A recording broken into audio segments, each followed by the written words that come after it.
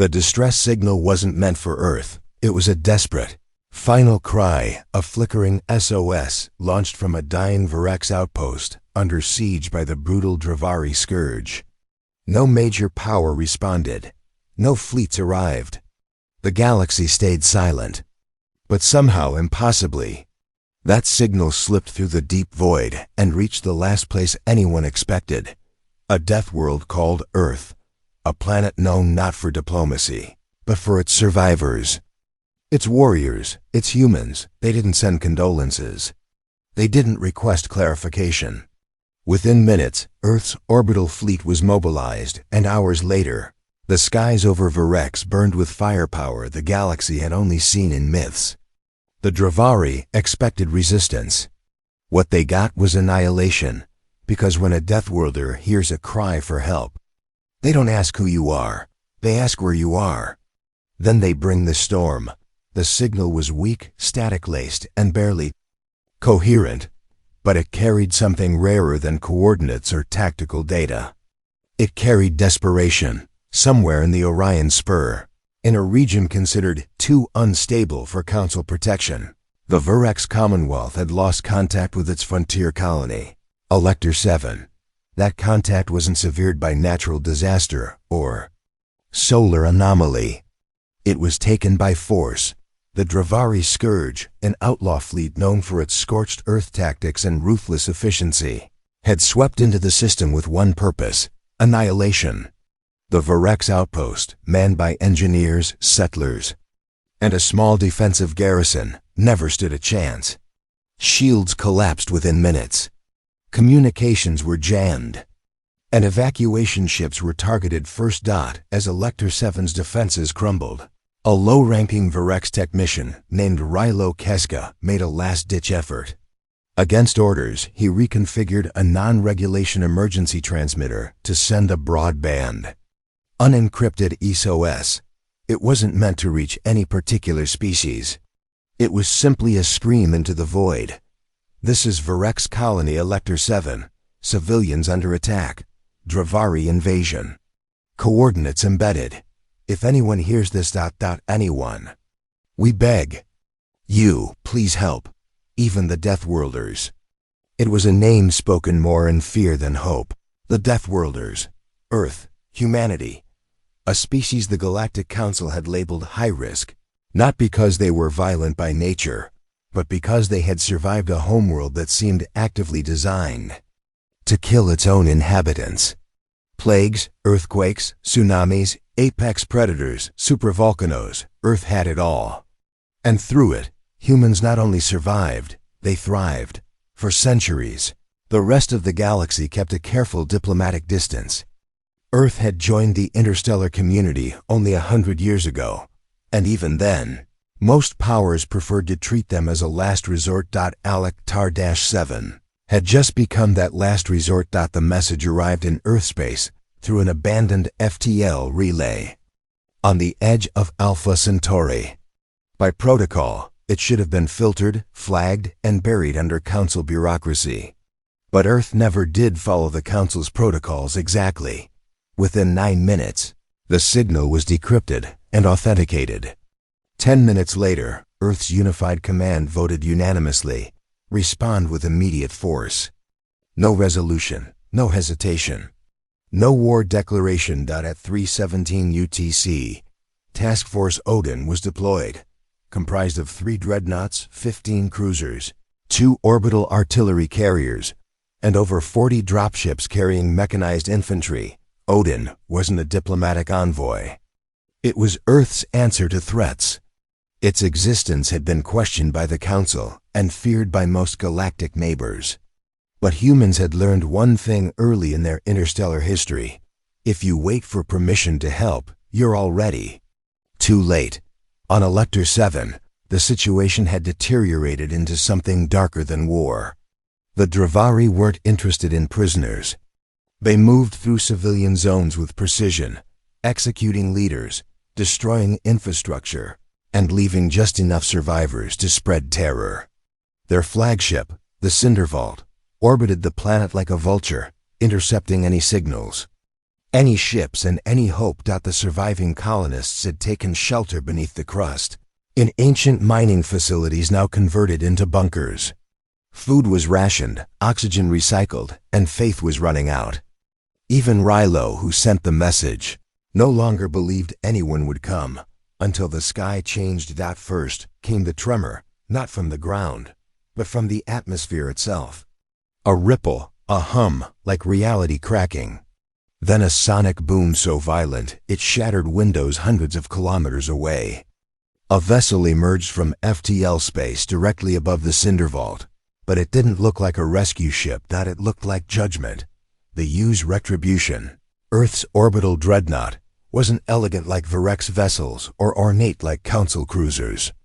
It was brutal as steel, overlapping armor plates, weapon arrays so dense they distorted local magnetic fields.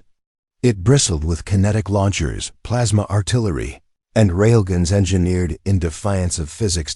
And it wasn't a lone task force. Odin arrived with it, flooding the outer orbit with warships that deployed drones and planetary defense pods before the Dravari had time to react. To their credit, the Dravari did not flee immediately. Arrogance had served them well for centuries. Their commanders assumed the humans were a scouting force. They responded with full fleet engagement, launching a counterattack against what they assumed was a numerically inferior enemy. They were wrong. Human war doctrine did not focus on even footing. It focused on overwhelming superiority. The first salvo from Earth's fleet wasn't aimed at enemy ships. It was aimed at space itself. Orbital mines detonated, destabilizing the Dravari's formations. Impulse shells scrambled their targeting arrays. Then came the kinetic rod's tungsten projectiles launched at terminal velocity. Each one a city killer. Dravari ships fractured, imploded, or spun helplessly as human railguns traced burning lines across the black. Within 18 minutes, over half the Dravari fleet was neutralized. And then the dropships came, groundside. Survivors of Elector 7 heard the sky scream. Fire trailed from the heavens as Earth's mechanized infantry deployed. Power-armored soldiers hit the ground like meteor strikes. Combat drones unfolded midair. Artillery platforms rose from orbit and painted targets with surgical precision. Human squads advanced not with caution, but certainty. Dravari ground units were caught off guard, expecting insurgents or fleeing civilians. What they got was discipline, technology, and wrath. One Virex child, peeking from a crack in the bunker wall, saw a human soldier breach a Dravari blockade, shield 3 civilians, and dispatch 6 hostiles in seconds. He wasn't wearing medals, just a call sign. Didion-4. To that child, he didn't look like a death worlder. He looked like hope. The final act of the battle took place in orbit. The Cinder Vault, realizing the scale of the disaster, attempted retreat. Its captain sent a council-encoded message declaring Earth's actions illegal and vowing retaliation. EU's Retribution responded by jamming the transmission and initiating a collision vector. Human ships didn't fire their final shot. They rammed. The Retribution tore through the Cinder Vault at near relativistic speed, sacrificing itself and its crew to ensure no more lives were lost.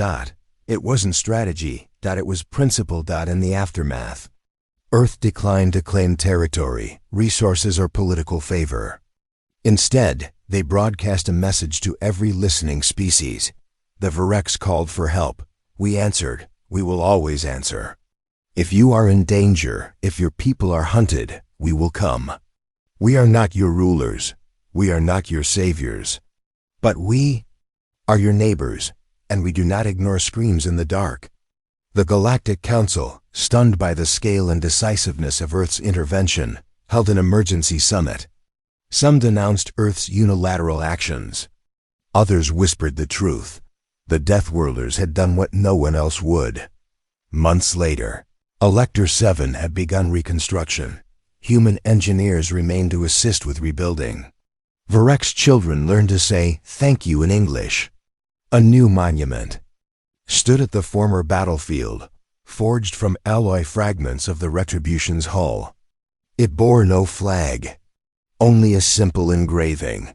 To those who came when no one else would, to the fire in the void.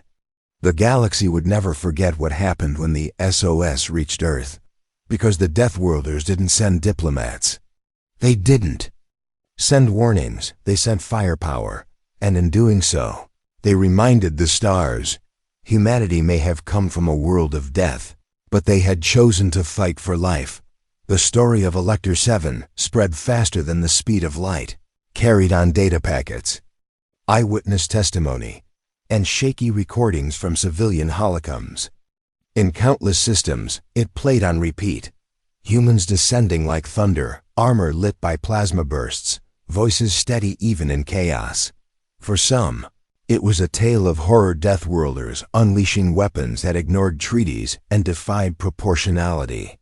For others, especially on the fringes of galactic civilization, it was salvation.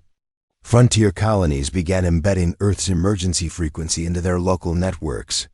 Merchants posted signs reading, "Human allies welcome." Entire planetary defense strategies were rewritten, not to resist Earth, but to coordinate. With it, the Galactic Council tried to reassert its authority with diplomatic probes and legislative inquiries. But the truth was clear. The old powers had grown slow, afraid to act without consensus. Earth acted because it remembered a time when it had been alone, outnumbered, and desperate. It didn't forget what it felt like to scream into the dark. Humans had heard that scream, and they answered not with bureaucracy, but with fire. With fire.